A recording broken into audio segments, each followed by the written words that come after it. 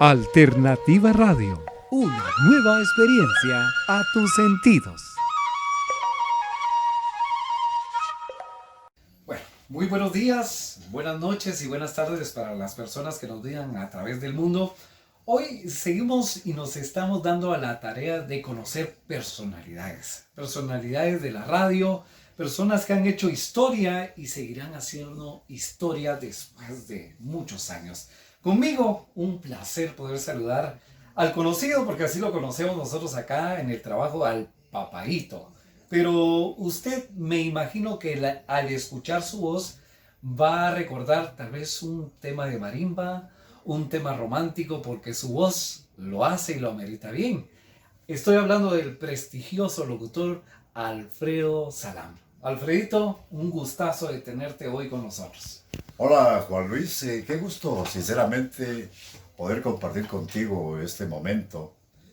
Y la verdad de las cosas que te agradezco pues que me hayas tomado en cuenta en esta oportunidad para poder platicar con tu persona sobre diversidad de aspectos que a través de la radio la hemos adquirido, ¿verdad? Como tú hacías mención de dónde nos iniciamos, ese recorrido que tuvimos que llevar a cabo o realizar para llegar a donde actualmente estamos. Claro, no es nada fácil, todo tiene sus bemoles, hay situaciones adversas a veces, pero que tenemos que enfrentarlas, ¿verdad? Quizás en algunas tuvimos algún fracaso, pero no nos quedamos allí.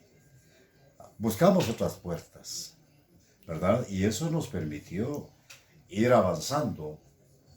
Como te digo, necesario era poder tener a alguien que reconociera lo que tú realizas dentro del medio en la cual te desenvuelves, la tarea que realizas, a qué te enfocas, cuál es el objetivo, a dónde te lleva ese objetivo, cuál es el final. Bueno, nunca llega uno a ver el final. Muy bien, ¿Verdad? yo creo que de esta manera la gente que nos escucha y que nos ve ahora también ha reconocido tu voz. ¿Cómo inicia Alfredo Salam en radio? ¿En qué año? Basémonos en los años Bueno, también. hablar de años, vamos a centrarnos, a enfocarnos donde ya iniciamos el camino como locutor, como comunicador social. Más o menos recordamos la década del 70, ya formalizado ya todo el asunto que con anterioridad, meses o años atrás pudo haber sucedido para que hoy pudiera estar ya frente a un micrófono, donde ya se tomó responsabilidad, cosa que antes no era de esa manera, puesto que estábamos aprendiendo y quizás en un momento dado, si siendo joven, quizás no le tomábamos mucha importancia, aunque sí teníamos el deseo de ser lo que queríamos ser. Pero cuando uno es joven, es como te dijera, como que no le tomamos seriedad a la cosa, porque uno dice, estoy aprendiendo y algún día voy a hacer esto. O quizás en un momento dado se estancaba, ¿verdad? Pero no porque no hubiera oportunidad, sino que es uno el que se pone esas trampas. Más cuando se es joven, pues. Uno es inquieto, uno hace y deshace. Uno piensa que la vida nunca va a cambiar, más que uno seguirá igual, pasarán los años y voy a ser igual. Pero claro, no es así. ¿Cuál fue la primera radio en la cual usted trabajó, Alfredo? Efectivamente, la radio que me da a mí luz verde para enrolarme a las emisoras es Radio Progreso, la onda de la alegría. Y la frecuencia era 580 en amplitud modulada, o sea, AM. Ajá. Lo que le diríamos, lo que es los kilociclos, que era como se usaba anteriormente, ¿verdad? Hoy usamos ya el kilohertz, antes era kilociclos, ¿verdad? Y toma en cuenta que en aquellos tiempos únicamente existían las radios en AM. Pero para que la radio AM pudiera salir al aire, tenía que tener alguien que interviniera. La pregunta es, ¿quién es ese alguien? Ajá. El FM, que era el enlace. Porque si no lo tenías, no había FM, no era posible que el AM funcionara. Entonces el FM era el enlace para el AM.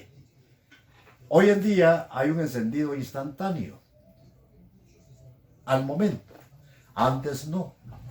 Tenías que encender la sección determinada y los tubos, porque era de tubos, comenzaban a tomar ese calor que conforme va el tiempo va aumentando, ¿verdad? Hasta que llega a un color, diríamos, un color rojo, pero que al final se convertía en un azul profundo o grisáceo. Es decir, había pasado ya el límite y era donde nosotros veníamos y nos dábamos cuenta que la radio ya estaba al aire. Fíjate que es algo increíble. Venía un sonido que hacía a lo lejos. Y más adelante, es decir, conforme iba, la voz iba en aumento, en volumen, ¿verdad? A lo lejos oías, ya. Y conforme el tiempo llegaba y se normalizaba ya el sonido. Qué excelente detalle eso. Yo creo que mi amigo Manuel, que también está en comunicación, Ajá. que es muy joven, nuestro Efectivamente, es muy camarógrafo de hoy, joven. Aquí, creo que es un detalle que definitivamente nos va a ayudar a comprender tantas cosas que hoy en día hemos nacido con otra tecnología. Efectivamente. Pero Alfredo, ¿podría, con ese lujo de detalles que nos Ajá. está dando, cómo era esa cabina? ¿Cómo era entrar a ese programa, encender los micrófonos? ¿Cómo era? Porque es muy diferente a las consolas que hoy tenemos. Sí, efectivamente.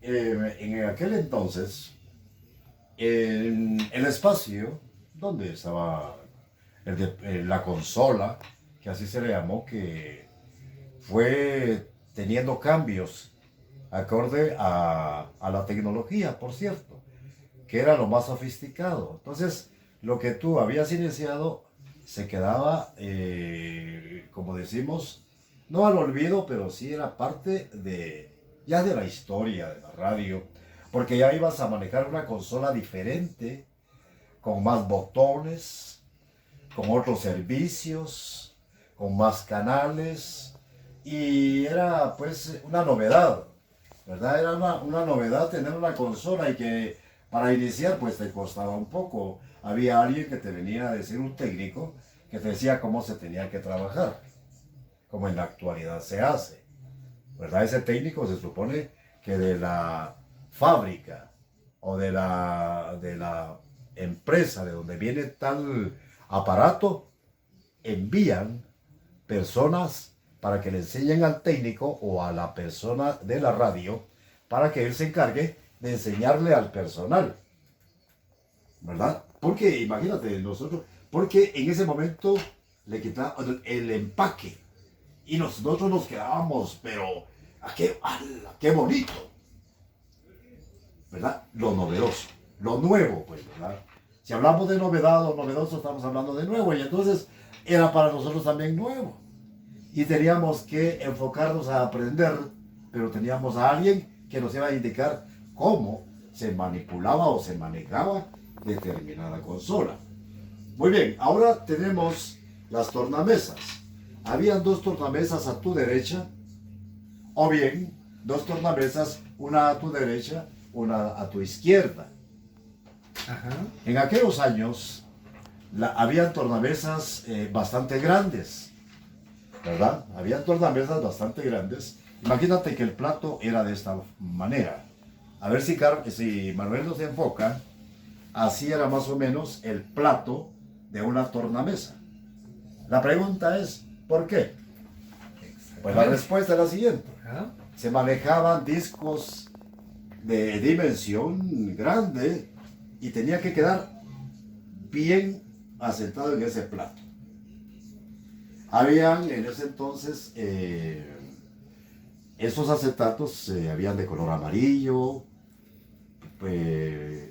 color de plata, color color plata, ¿verdad? Había diversidad pero ya venía en el paquete, ¿verdad? Consola, todo lo que para montarlo ya, ¿verdad?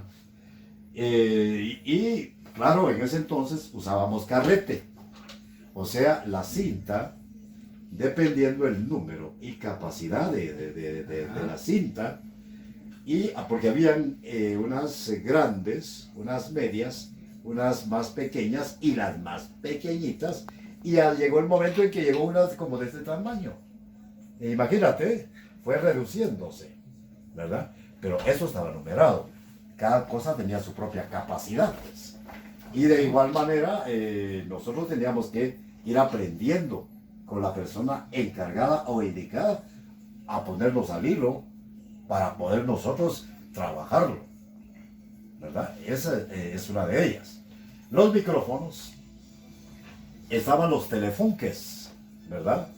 Estos micrófonos las realizaba la RCA Victor, ¿verdad? Eran unas más o menos, a ver si Manuel, así y este corte. Y le llamábamos telefunques. Y con el tiempo nacen unas más cerraditas, lo que nosotros en un tiempo le llamamos, pues en el calor radio, decíamos, vos qué bonita la tortuga. Porque ya no era así, sino que era así, ¿verdad? Don Manuel nos está enfocando, ¿verdad? Pero claro, venían otras casas que producían los micrófonos. En aquel entonces no habían micrófonos direccionales, sino ambientales. Es decir, estos micrófonos eran ambientales, puesto que te captaba a determinada distancia. Un vehículo que pasaba como a 1,5 cuadras, el micrófono que la captaba. ¿Qué tan sensible era ese micrófono para captar? Vienen estilos, vienen formas, más adelante. Había un micrófono que daba la impresión como que era un tubo.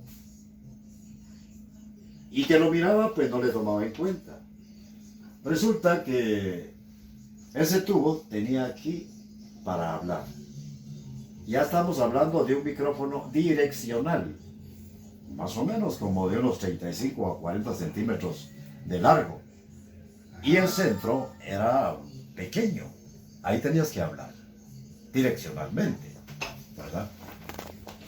Vienen ya los micrófonos, lo que es sistema de microfonía, viene variando, y también viene lo que es el micrófono ya más formal, más pequeño, con un grosor dependiendo de cómo era el paquete de tu consola, ¿verdad? Ya venían esos estilos pequeños. Había unos más grandes, unos con sus patillas, como decimos nosotros, o su sostenedor, ¿verdad? Para mantener tu micrófono acá. Y había micrófonos con tubo hacia arriba para que el micrófono te quedara acá. Y la otra era atornillarlo en la mesa donde tú trabajas y el micrófono te quedaba acá. Es decir, había que buscar manera o forma para poder que tu micrófono quedara muy bien. Alfredo, realmente todos esos detalles definitivamente en lo que es la consola, y esto es lo que estamos haciendo hoy, no solo llevando una información, sino también que las generaciones conozcan cómo fue la radio en Guatemala, cómo es y cómo irá a ser a futuro, porque esto que nos estás contando en ocasiones no lo encontramos en algún libro, es una experiencia de vida que tú nos estás diciendo. Vivida. Y algo te quiero decir. Ajá. Esto es un trabajo de la Universidad de San Carlos de Guatemala, en la cual va a ser escrito, va a ser escuchado y va a ser visto. Mi querido Alfredo Salam, lamentablemente el tiempo se nos escapa rápidamente. Yo sé que tú tienes mucho que hacer, tienes que ir a la universidad, tienes que ver a tus alumnos, tienes otras cosas que hacer. Yo sé que te desempeñas como en primeros auxilios, eres un SOS, pues.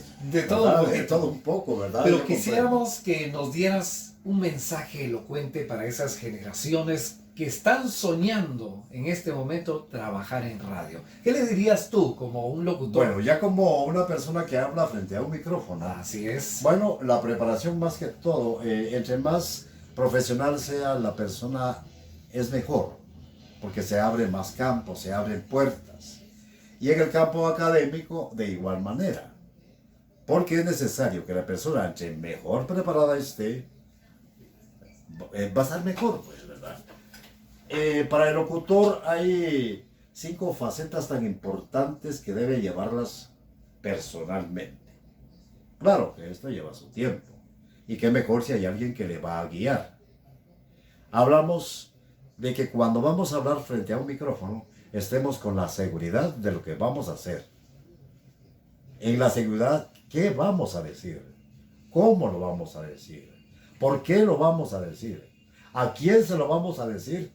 ¿Y por qué es que lo vamos a decir? Son situaciones, ¿verdad?, que hay que saberlas.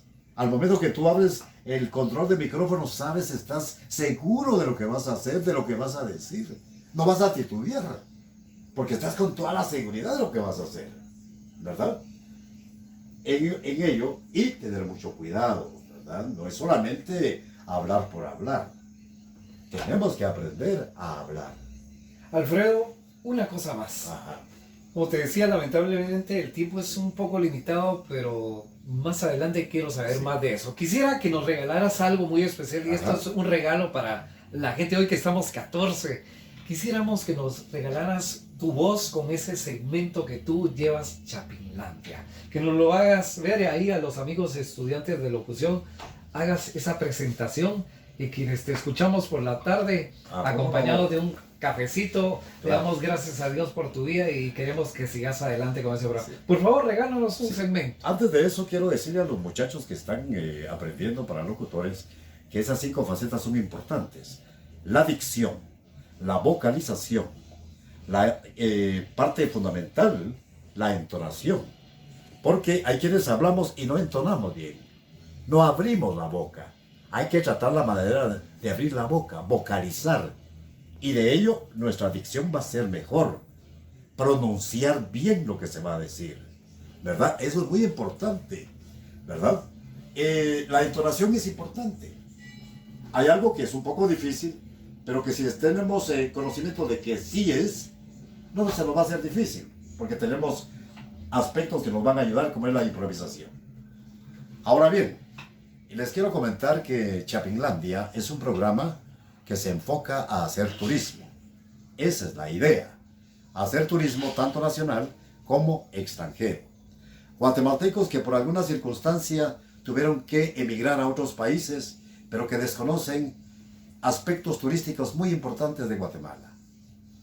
Y para ello es Chapinlandia, donde la marimba es parte fundamental, es el centro en cuanto a música, que va a identificar al país y va a hacer que broten lágrimas de sus ojos aquellas personas que se encuentran en otros lares, siendo guatemaltecos, guatemalenses o chapines.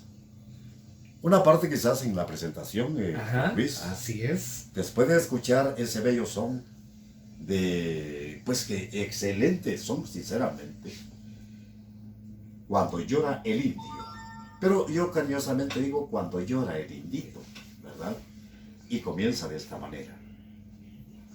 Con la dulce vibración criolla de sus cálidos ritmos y el tierno susurro de la tierra, surge Chapinlandia, melodía y paisaje de nuestra más pura nacionalidad, eco sensitivo de tradiciones y suaves armonías, expresión de ensueño de esta querida Guatemala que palpita al unísono de lo más profundo de esta tierra.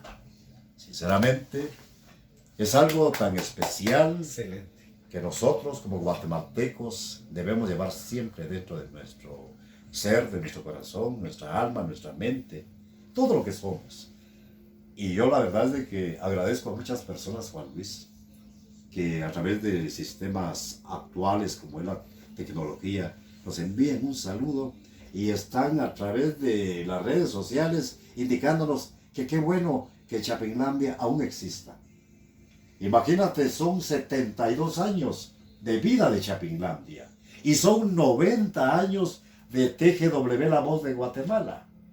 ¿Cómo no sentirnos orgullosos de ser parte de esta institución radial estatal? Juan Luis, gracias. Te agradezco mucho. Gracias a ti, Alfredo. Realmente con ese mensaje que has dado de nacionalismo, nosotros por el momento nos despedimos, pero también les prometemos seguir ese buen camino que estos locutores nos han dejado. Un camino en el cual sentirnos orgullosos del país y, por supuesto, no solo promocionar el turismo de nuestro país, promocionar esas personas que están detrás de los micrófonos. Un saludo. Esto es un trabajo que estamos haciendo para que se quede no guardado, sino que se siga adelante. Gracias a Manuel que nos está apoyando ahí, Manuel del Cid, en cámara, y por supuesto a la Universidad de San Carlos que nos permite hacer este trabajo que es para que ustedes lo consulten y para que ustedes lo ven. Muchas gracias. Hasta pronto y pásenla bien. Alternativa Radio, una nueva experiencia a tus sentidos.